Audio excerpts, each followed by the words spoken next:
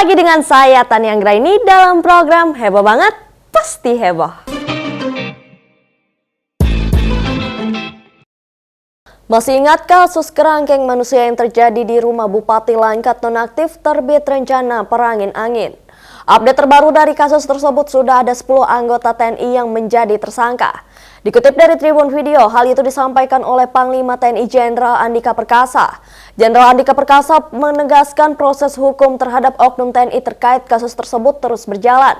Jenderal Andika menekankan bagi TNI yang lebih penting adalah pihaknya menginginkan korban bisa mengungkapkan seluruh informasi terkait hal tersebut. Dengan demikian, katanya TNI bisa membawa seluruh oknum TNI yang terlibat dalam kasus tersebut ke proses hukum.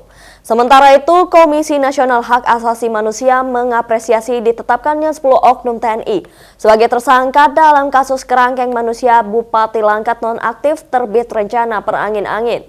Komisioner Komnas HAM RI Muhammad Khairul Anam mengatakan, hal tersebut merupakan salah satu bagian dari rekomendasi Komnas HAM terkait pemantauan dan penyelidikan kasus tersebut. Setelah dalam tim Komnas HAM menemukan dugaan keterlibatan oknum TNI dalam kasus tersebut, katanya Komnas HAM kemudian berkomunikasi dengan Panglima TNI Jenderal TNI Andika Perkasa dan Puspom TNI.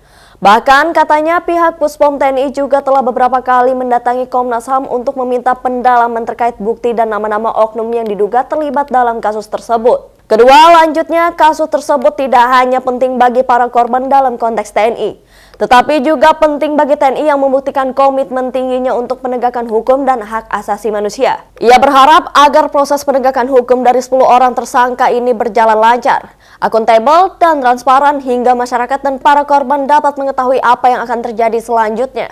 Demikian informasi kita kali ini. Jangan lupa terus saksikan program terupdate Banjarmasin Post dan jangan lupa follow dan subscribe Instagram, Facebook, dan YouTube Banjarmasin Post News Video.